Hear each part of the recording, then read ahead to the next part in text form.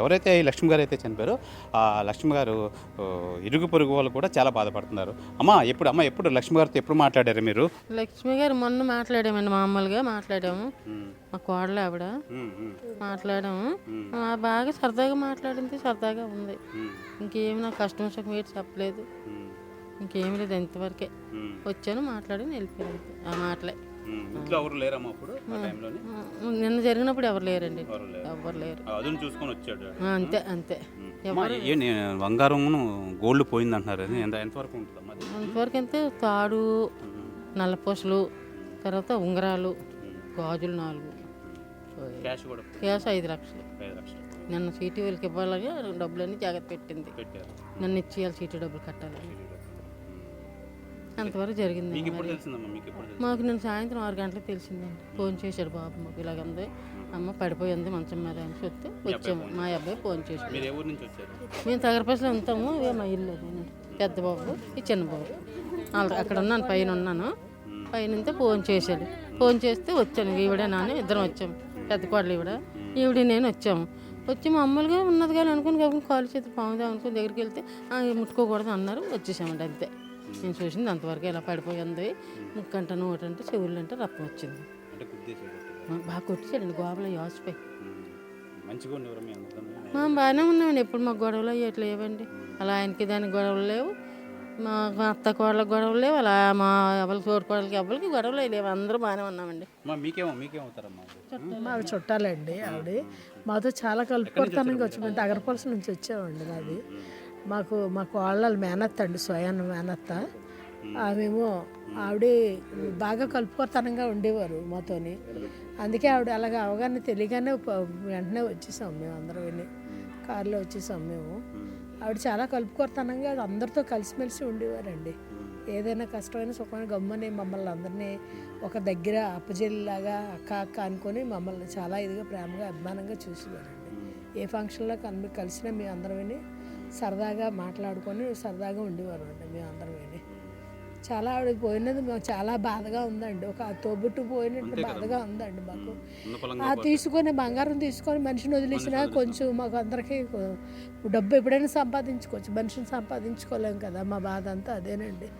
మీరు అందరూ ఇన్వెస్టిగేషన్ చేసి ఆ దుర్మార్గుడిని తగిన శిక్ష విధించాలని కోరుకుంటున్నాను. ఆడికి నడి రోడ్డు మీద ఉరి తీయాలండి. ఆయన అలాంటి అదవని నడి రోడ్డు మీద ఉరి తీయాలి. నలుగురు 4 చెప్పులు తను కొట్టి శుభ్రంగా కొరడా దెబ్బలు కొట్టి ఆడిని బాధపెట్టి ఆవిడని ఎంత ఊపిరాడకంటే ఎంత కిటకిటలు ఆడిపోయి ఎంత బాధపడి ఆవిడ చనిపోయిందో అంతకు రెట్టింపుగా ఆడు చావాలండి. ఊరికనే సావకూడదు ఆడు. ప్రధానంగా మనం చూసుకోవచ్చు. నిజంగా లక్ష్మి గారు ఎవరికి హాని అయితే తలపెట్టే మనిషిని కూడా ఇంత కిరాతకంగా అయితే జరిపారు. అమ్మా ఏమవుతారమ్మా మీకు లక్ష్మి గారు? ఏమవుతారు? తోటకోళ్ళండి, మా మరిది గారు తోటకోళ్ళండి.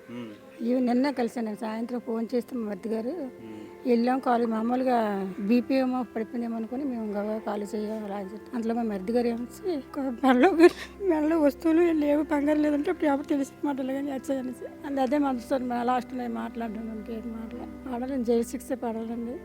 నువ్వు తీయాలి. అసలు మనిషిని చంపేశాడు కదండి. కోడలు అవుతుందండి నాకు. చిన్న తీన్ అవుతాను నేను. విజయనగరం నుంచి వచ్చాం. 50 లోపేనండి. మంచిదాయండి, అందరితో చక్కగా ఉంటది, సరదాగా అందరితోటి. నిజంగా ఈ సిచ్యువేషన్ చూస్తే మంచి వాళ్ళకే మరణం వస్తుందని రుజువైందండి. ఎవరు బాగుండాలనే కోరుకునే మనిషి అండి తను మాత్రం.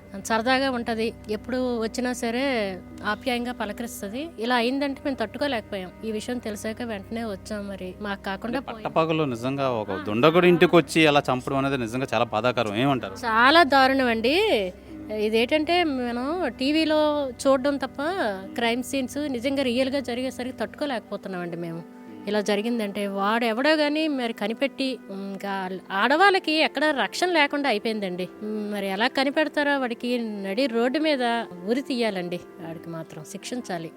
మీకేమవుతారమ్మా? నాకు కోడలేనండి, చిన్న అత్తగారిని. నేను విజయనగరం అండి. తెలుసు. చాలా మంచిదండి.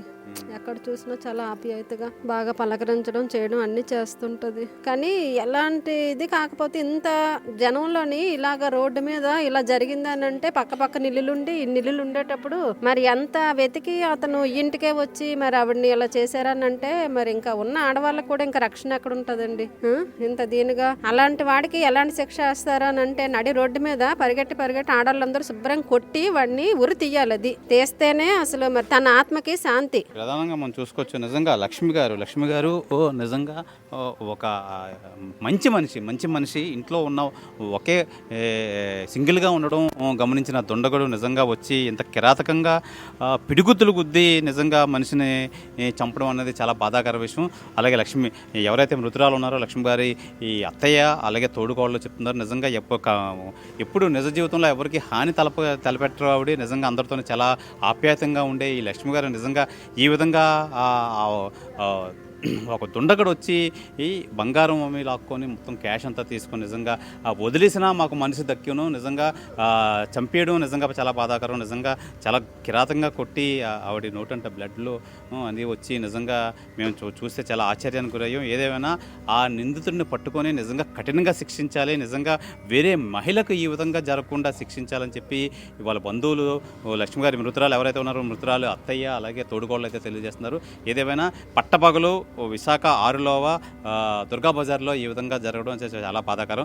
అందులోని పోలీస్ స్టేషన్ కూతవేట దూరంలో ఉండగా ఈ విషయం ఈ సమీపంలో అతి సమీపంలోనే ఈ విధంగా పట్టపగలు జరగడం చాలా బాధాకరం విషయం. నిజంగా ఒక్కో మహిళలకు ఈ విధంగా జరగకుండా ఆ నిందితుడికి కఠినంగా శిక్షిస్తే మటుకి మళ్ళీ ఇలా జరగకుండా పునరావృతం కాకుండా ఉంటుందని చెప్పి ఇక్కడ మహిళలు లక్ష్మి గారి బంధువులు అయితే అందరూ తెలియజేస్తున్నారు. ఏదేమైనా ఇక్కడ ప్రజలైతే మటుకి నిజంగా పోలీసులు ఈ విషయంలో చాలా పకడ్బందీగా అన్ని టీమ్స్ అయితే వేసి ఈ నిందితుడిని అతి తొందరగా పట్టుకోవాలి అని చెప్తున్నారు. అయితే పోలీసులు కూడా ఆల్ వెర్షన్ మన అభినవ్ భారత్తో అయితే మాట్లాడారు. ఒక 4-5 టీంలు అయితే విభజించి ఆ టీంని అయితే ఏర్పాటు చేసి పంపించారు. ఆ నిందితుడు ఎక్కడున్నా కంపల్సరీగా పట్టుకొని తిరుగుని కఠినంగా శిక్షిస్తామని చెప్పారు. అయితే మన దగ్గర అభినవ్ భారత్ మన సీసీ కెమెరా ఫుటేజ్ కూడా మనకు లభించింది. ఆ నిందితుడు ఎంత దర్జాగా లోపలికి వెళ్ళి బయటికి రావడం అనేది నిజంగా పట్టపగలు ఈ విధంగా చంపడం అనేది చాలా బాధాకరం అని చెప్పి అయితే పోలీసులు కానీ స్థానికులు కానీ అయితే తెలియజేస్తున్నారు.